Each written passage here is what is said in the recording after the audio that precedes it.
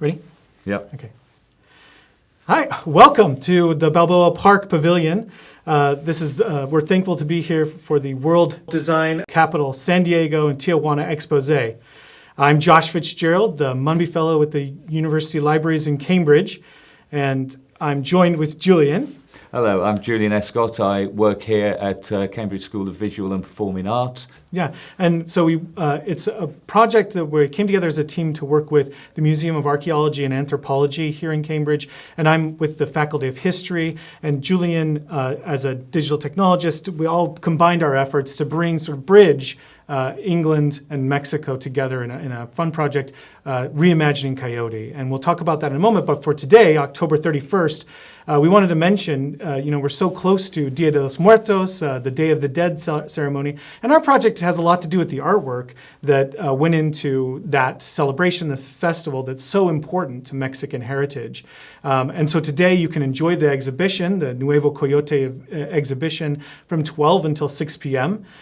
We hope you'll take a look. It's organized by CZ Green or CZ Verde, the organization group that's really interested in showcasing the amazing talents and artistry, the designers and activists who are working in Tijuana to create new global dimensions to the sustainable solutions that we're facing with climate crises, and also giving a voice, a platform for artists in the city.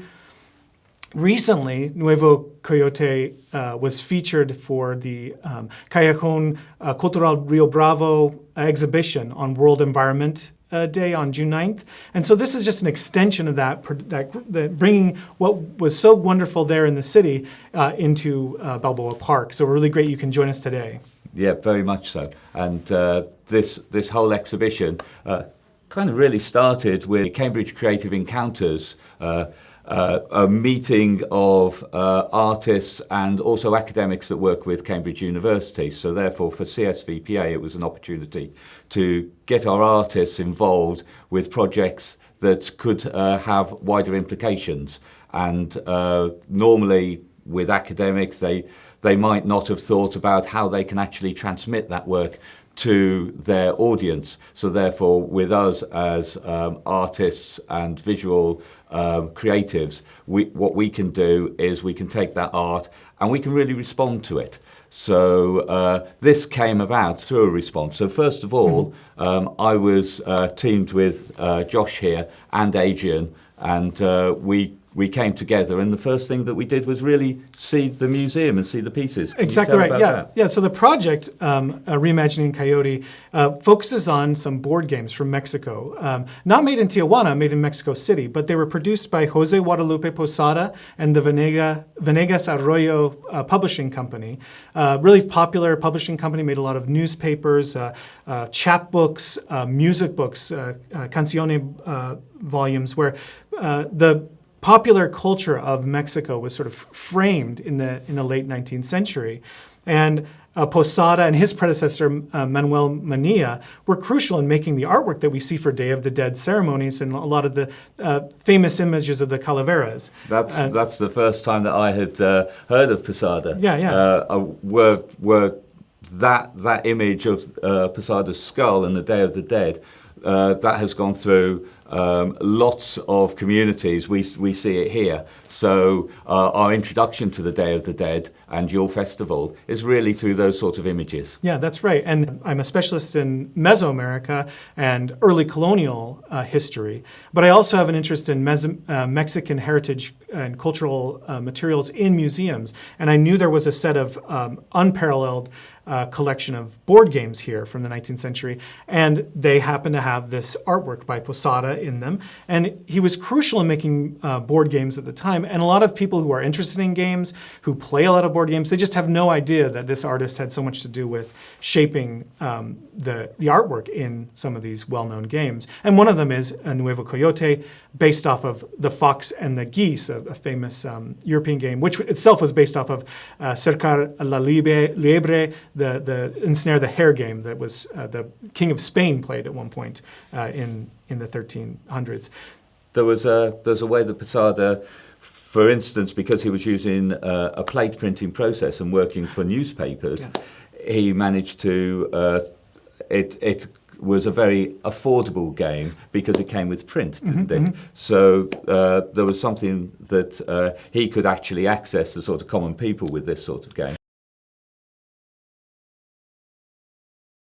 So having an artist in the 19th century think about games, break the game itself and remake it in this new sort of fashion. We really like that idea, wanted to sort of figure out how artists and digital designers, how graphics artists could rethink the game, and that's Reimagining Coyote comes out of that. Adrian himself, he decided to reimagine the game and draw, but using a sort of monochrome way of drawing so that it was very similar to a sort of print that Posada would have done. Adrian has reimagined and in his own artwork has taken his experiences and things that he recognises from his own culture and introduced those into his own game board.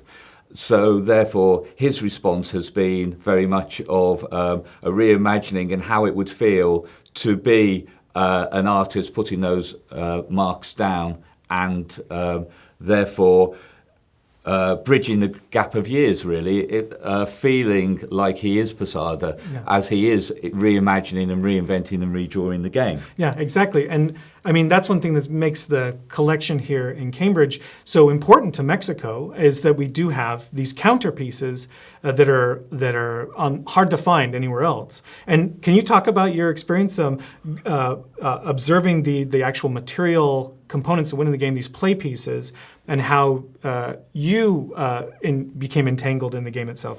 Because you actually rendered these objects into three-dimensional space.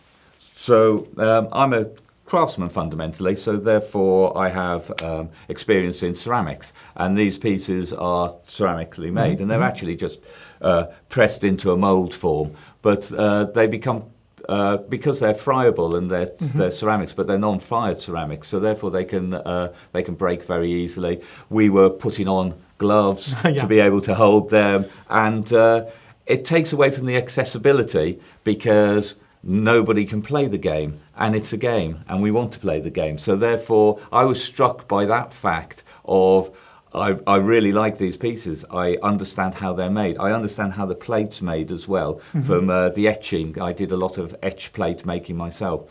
So therefore, there's all of that tangible materiality with the piece, but also in museum collections, those sorts of things can be completely lost because when you're visiting the museum, you're held back from it. So I thought, wouldn't it be nice to be able to use augmented reality, virtual reality, to be able to actually see these pieces up close, but also to teach about the pieces so that you can imagine the artwork. So we have a game board. We're hoping later on it will become an interactive game board. At the moment, within this project, it has had to be just putting up and displaying, but you can actually put the pieces on the table, switch over between Adrian's artwork and Posada's artwork, explore those little pieces because those are the things that we have in the museum here, but we don't have very many of them, do we?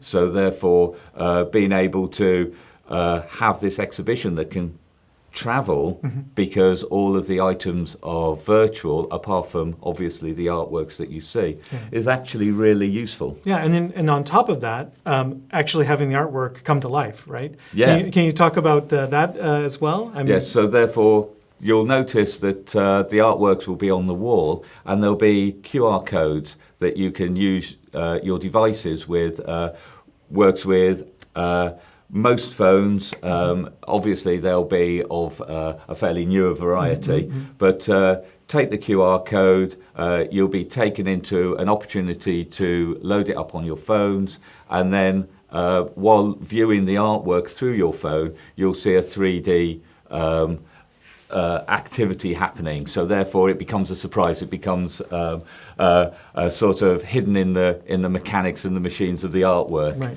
Yeah. Yeah, and they come to life.